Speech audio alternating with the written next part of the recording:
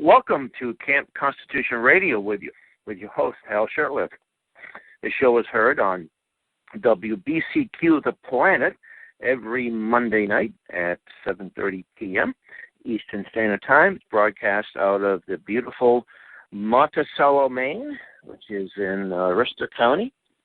Anyway, this show is brought to you by Camp Constitution, and you can learn about all the things that we have to offer on our website, campconstitution.net. Among other things, we run a week-long, a week and a day-long summer camp program in southwestern New Hampshire, in the town of Ringe, New Hampshire. And next year's camp will be from July 10th to the 17th, and we're already lining up some instructors and activities and events, and hopefully it will top this year's camp, which would be hard to do. We also have a publishing arm. If you visit our website and you will see our camp bookstore, you'll see some of the things we have to offer. One of the books that we published is a book called America's Godly Heritage, Morality and Freedom, and Camp Constitution's, America's Dynamic Duo, Morality and Freedom, and Camp Constitution's Dynamic Duo, Reverend Stevie Kraft and Pastor Garrett Lear.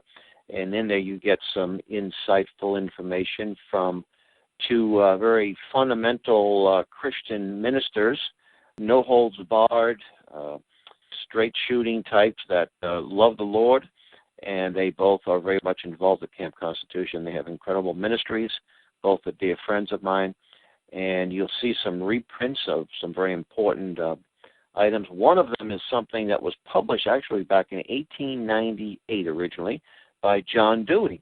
The foreword is written by our late and dear friend Sam Blumenfeld. And John Dewey, way back in 1898, suggested that high literacy was not necessary, and that their goal was to indeed dumb the American people down. He didn't use those terms, and he wasn't.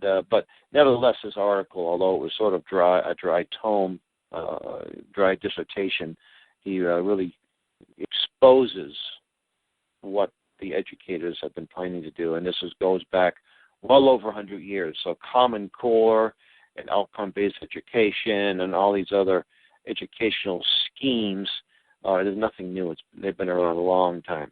Anyway, I don't have a regular guest for this show. I was hoping to line up a couple of, so I will have some special guests on the next few shows. One of them will be Alan Keyes and Edwin Vieira. I had the chance of meeting both these gentlemen.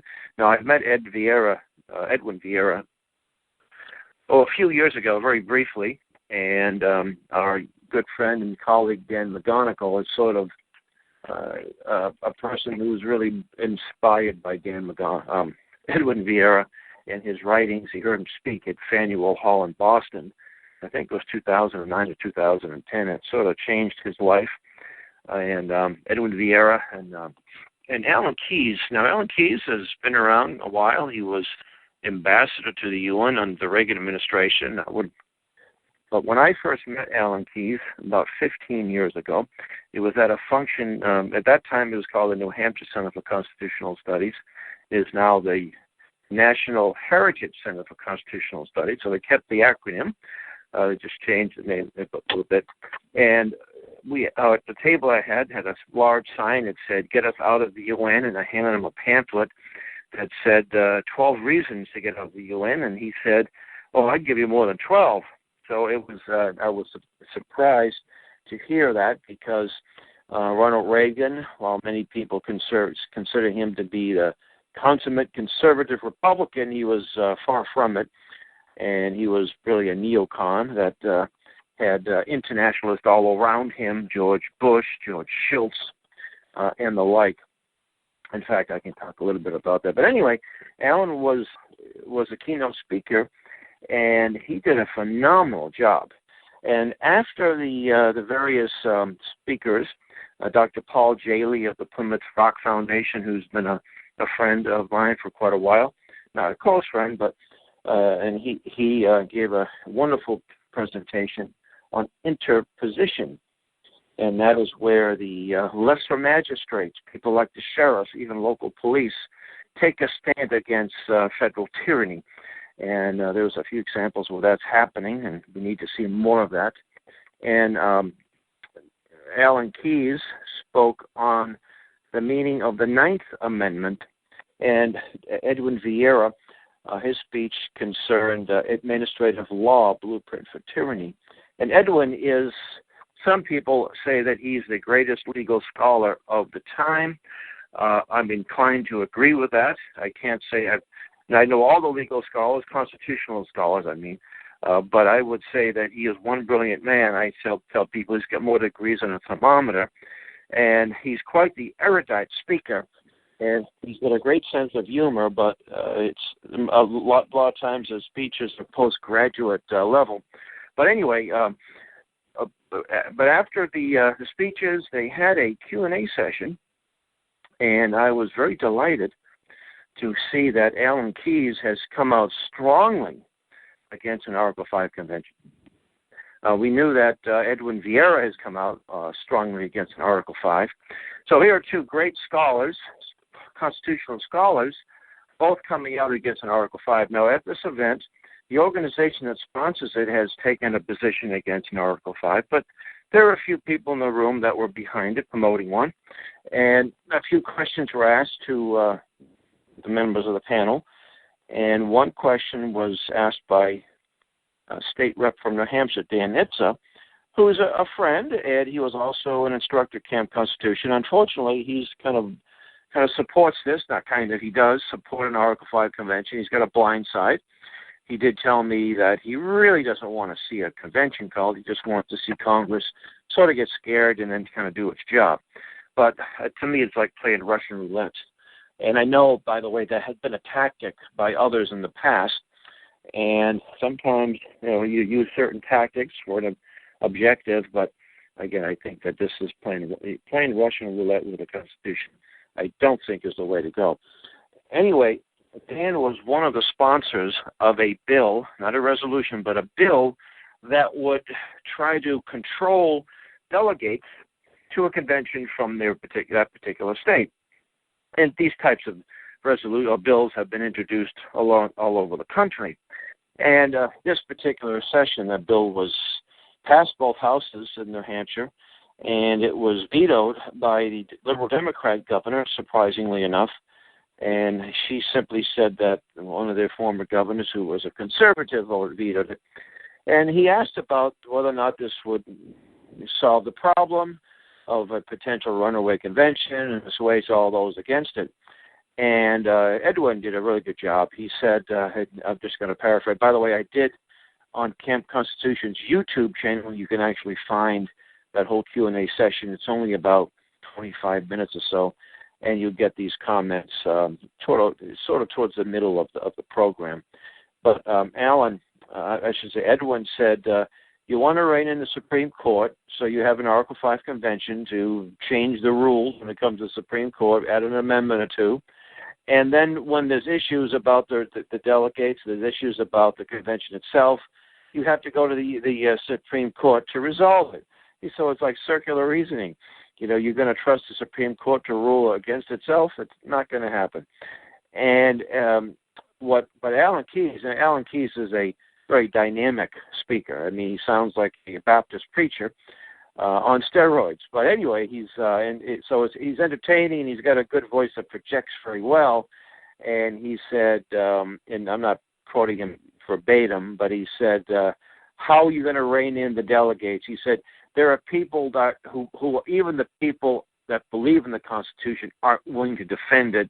He said, if you can't even do it, why do you expect these delegates to? And he went on to say, how are you going to control the Romney delegates, or the Bush delegates, or the Chris Christie delegates, and the Democrats who will be here, Democrats who hate the Constitution, and the Republicans who also hate it and want to see it changed, and want to see the 9th and 10th Amendments repealed because it's an embarrassment to them, et cetera, et cetera.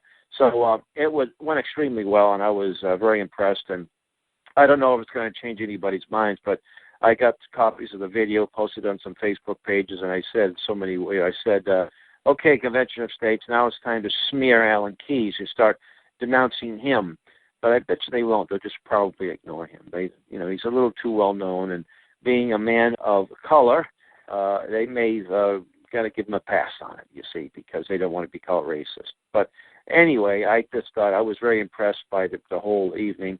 And by the way, New Hampshire Center for I should say National Heritage for Constitutional Center, if you're interested in learning about what they have, what they do, NHCCS, New Hampshire Center for Constitutional Studies, nhccs.org. And it's run by a lovely lady, Diane Gilbert, and I think they've been around at least 20 years. So, and my good friend Bill McNally, who's been indefatigable, how's that? I have to say that word fast to say it right, champion of the Constitution, received their Constitution Award, and I was very impressed by that. Anyway, I did want to talk a little bit about books that have changed your life or made a profound impact on your life. Now, of course, the Bible. I'm not talking about the Bible because that should be the primary book in anyone's life, and especially a believing Christian. Obviously, the Bible has made a profound impact on the lives of millions of people in all generations. But I'd like to talk about certain books, and I'll recommend some. And I know that we still believe in the old-fashioned hard copy book. So Kindle is great, and videos are great, and all the blogs and all this great technology that we didn't have 15 or 20 years ago. So we can get the word out much more. Camp Constitution, by the way, does have a Scribd page, scribd.com, where you can find a lot of archives, things that have been out of print. So you can download it in PDF format, Word format. I think it's Kindle friendly, and a few other few other formats. But one of the books that I recommend to people who may be learning about the problem, it's not just liberals who don't know any but dumb liberals or a communist, although that's still a problem. But I believe, and Camp Constitution believes, that what's happening is a result of a plan, a conspiracy. We're not afraid to use the word, and it's not that we engage in crazy conspiracy theories that we somehow just sit around and waiting to conjure up the next conspiracy theory, alien shapeshifters in black helicopters. And by the way, I am of the opinion that some of these crazy, ridiculous theories, like the marathon bombing, had a bunch of legless veterans that just sort of flopped on the ground after the bombs went off, that type of thing, I think, they're deliberately manufactured to make the truth look ridiculous and stupid and silly. I think the truth is good enough without having to embellish anything. And as my late and dear friend Sam Blumenfeld would say, it is easier to believe a credible lie than to believe an incredible truth. But the book that I recommend, people who kind of want to learn about this, what book do you recommend? The Shadows of Power, The Council on Foreign Relations and the American Decline, written by James Perloff, who's a friend. He also has been an instructor at Camp Constitution and a guest on the show earlier this year, I think. The book is available on Amazon. In fact, I think every book I mention is available on Amazon. And Jim Perloff, to give you a little bit of background on him, I think the background, what makes the book more powerful is because he was a man who was a 60s radical. Now, he did go around throwing bombs and burning things down, but he was sympathetic to that. The Black Panthers and Jerry Rubin and Abby Hoffman and all those, the Vietnam War protesters and so forth. And by the way, it was legitimate to oppose the Vietnam War. It wasn't legitimate to give aid and comfort to the North Vietnamese. Anyway, the book goes into the history of the Council on Foreign Relations. And here is Jim Perloff, and as a young man, in favor of this. But then you have to ask yourself some questions. He looked at where the money was coming from, the money to support their causes. It was coming from big foundations, establishment, Rockefellers, Ford foundations. And then, one question leads to more questions for the person who's seriously looking for answers. Lots of people don't want to know, and they're comfortable with where they are. They're comfortable with the misinformation, the lies. But he said, I got to ask this question. And then it was, yes, okay, this money is coming from the big foundations, the establishment, which he thought he was working against. So it raises more questions. Well, and he led to conclude that these insiders or establishment people were either, one, afraid of us, so they were funding them to maybe buy them off, or maybe they turned the tables, they wouldn't be going after them so much. Or could be that the establishment is maybe they created us, and maybe we're doing exactly what they want. And it was very troubling, you have this dichotomy here and cognitive dissonance. You got to accept one or the other. And he looked, and then he saw the big foundations and who was behind the big foundations, and that led him to the Council on Foreign Relations. And he starts off with World War I, the Lusitania, the end of World War I, of course, when the Treaty of Versailles was signed, and then the creation of a couple of these international globalist groups, and the Council on Foreign Relations, 1919, at the Majestic Hotel in Paris, France, and then the two entities spun out of that group, the Council on Foreign Relations and the World Institute for International Studies. And then the influence, the people that belonged to this group, they were the policymakers, the kingmakers, and how they gained influence from the Roosevelt administration. Now we're talking about Franklin Roosevelt up until today. And here's an organization with several thousand members, not a whole lot, 3,500. I think there's less than 4,000. And they've actually seemed to be gaining members the last decade or so. And look at who they are: media, military, the big corporations, Congress, the Senate, the House of Representatives, the various presidential administrations, secretaries of state. Practically every secretary of state since the 30s, or at least the 40s, has been a member of the Council on Foreign Relations. I think there was one exception, and I can't remember who that was offhand. So you have to ask yourself, how influential this organization is. It's not like the AAA. This is a small group, and they have an agenda. So the Council on Foreign Relations by James Perloff, it's available on Amazon for very, very short money. Now, the book that really changed my life as far as the way I looked at the world, I was always a conservative. I put that in quotation marks because the definition of conservative doesn't mean much anymore, but I always thought myself a conservative ever since I was young. My dad owned a drugstore, and he was robbed a lot, and they would sometimes catch the thieves or the hold-up men, and they were given a slap on the wrist, and the business went down. They had to go out of business because he just couldn't. He was robbed so much, wasn't insured, and just couldn't make any money after being robbed about 10 or 15 times. So that made me a conservative. I was caught up in the height of forced busing in Boston and saw the heavy hand of the federal government. It was even assaulted by a federal marshal. And when I tried to call 911 to alleviate that, they laughed at me and it said federal marshals are above the law. Now, I'm just a teenager at the time, so I never was what you call a liberal, although I learned a lot since then. And I remember in the late 60s and early 70s. I'm 56, so I was young, 9, 10, 11, 12 or so during the Nixon administration. But Nixon was supposed to be a conservative. And the liberals were after him, so he has to be a good guy because all the liberals hate him. So there must be something good about him, right? And that's what a lot of people think. And so I thought, boy, I got to defend Nixon and the flag and all the things that Nixon stood for. Well, in 1988, actually it was 87, a friend of mine who was at the time my landlord, he's now passed away, Warren Bradley. Warren was a retired Boston policeman. I had worked together with him in the housing projects, the security guard, when I first got out of the Army. Ended up moving. He had an apartment, had a house with an apartment that I rented. And he loaned me a book. It was called Nixon, the Man Behind the Mask by Gary Allen. And I devoured the book. I had always been an avid reader. And that book, in so many words, said that Watergate was chicken stealing compared to the things Nixon did. And it really made a lot of sense to me about the no-win war in Vietnam, about the wage and price controls that Nixon, the people behind Nixon. And I said, geez, so that book.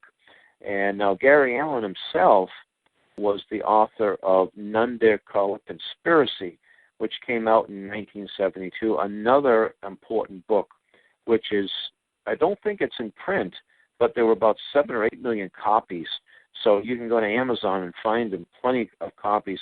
It may have been put back in print. I know that his co-author at that time, Larry Abrams, had one, I think it was called None Dare Call It Conspiracy 25 years later, in a hardback. And there may have been some version of it reprinted since then. And Gary Allen, by the way, was a brilliant writer. He was a former leftist that saw the light thanks to his roommate at college. He played college football, I think, at Stanford University. And he was a high school teacher, a history teacher, who went into really was a liberal and was challenged to read certain things, certain books. And when he did that, he actually had to eat crow and became one of the best writers, the most prolific writer on the subject. And so None Dare Call It Conspiracy is another book. It's only about 120 pages in the mass market paperback format. Well, and he wrote The Rockefeller File. He wrote Say No to the New World Order. I think he passed away in 1988, so that book was his last book. But he also wrote a monthly article for a magazine called American Opinion, now defunct. And a lot of this is up online on Scribd. You can find these articles. Some of these articles he wrote were put in pamphlet reprint format, which are available on Amazon. And I tell you, he was so far ahead of his time. I remember one of the articles he wrote, I think it was 1970 or 71, and it was concerning morality. I think it was just called Morality. And he said that the militant homosexuals, among other things, want to have marriage. And, of course, back then, people, come on now. That's a crazy. No, the homosexual. Nobody's talking about men marrying each other and women marrying each other. That's crazy. You wackos. Well, now, today, if you don't totally embrace that idea, you are a second-class citizen. You're evil. You should be hounded out of office, hounded out of your job, and ostracized. So, yeah, he was way ahead of his time. He also wrote a lot on the Federal Reserve Bank, on the environment, on the initial environmental movement. He wrote one called Ecology, I think it was. And I don't know if he coined the term watermelon, red on the outside, green on the outside, red on the inside. But he mentioned that when the Vietnam War was sort of winding down, many of the radicals of that stripe ended up becoming greenies. And the objective was always the same: big government, more government, and big government, and the destruction of freedom. So anything written by Gary Allen, I have to recommend. None Dare Call It Conspiracy, The Rockefeller File, Say No to a New World Order. Henry Kissinger, I can't remember, he did a little paperback. And he also did one on Jimmy Carter. Jimmy Carter was the name of the book. And I'll never forget, back in the early 90s, I think I had about 200 or 300 copies of this little paperback book that somebody gave me. Jimmy Carter. I'm saying, what am I going to do with this book? Jimmy Carter's no longer president. People, I could get them out here and there. Well, Jimmy Carter came to Boston. He was on some book signing session, and I said, I know what to do with it. So had a few of my friends go down and I went down to the Boston Public Library. We passed them out to the attendees. So they were definitely came back into vogue. So I highly recommend anything written by Gary Allen. What else could I recommend? There's a book called The Law by Frederick Bastiat.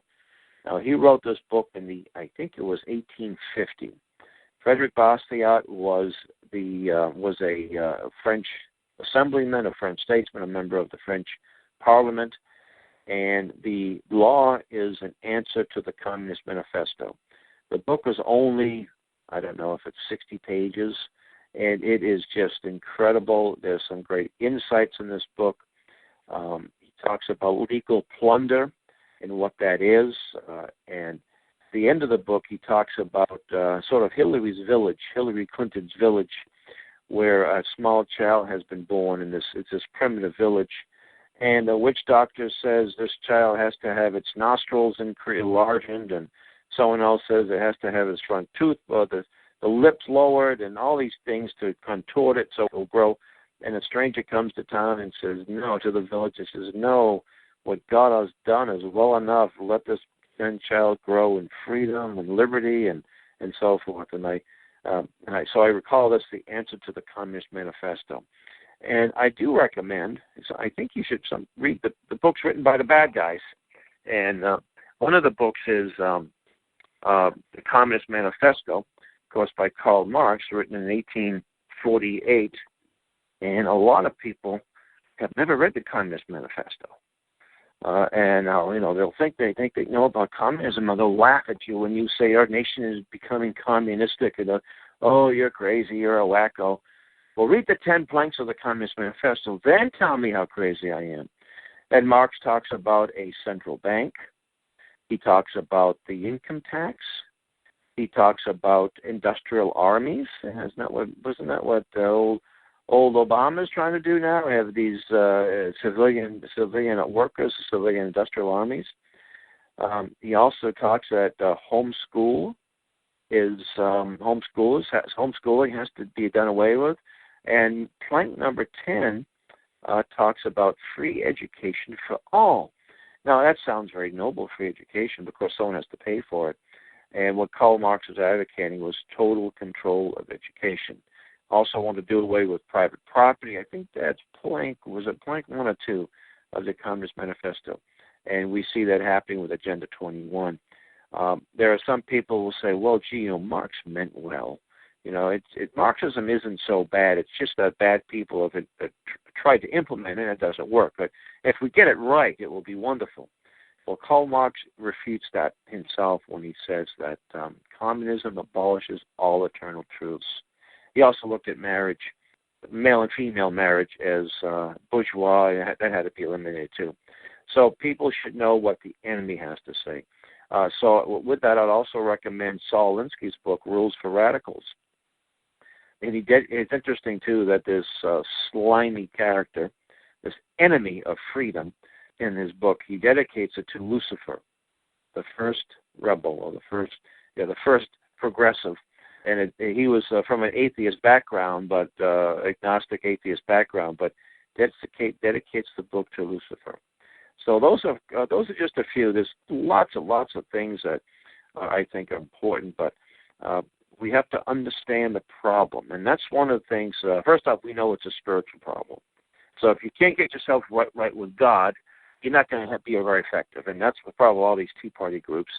They mean well, but they're bashing Democrats, they're bashing Obama, and they really don't understand the bigger picture. And if some Tea Party groups do understand, and they're very actively involved in it, but most of them are just going around looking for something to do and bashing the wrong things. So anyway, I want to recommend that you visit our Camp Constitution site, and we have some great information. And we're looking to start other camps around the country, and that's where the activists come in. We also are starting Camp Constitution community clubs where we can have an active hand in trying to kind of work against some of these problems that we're having and create understanding of the Constitution.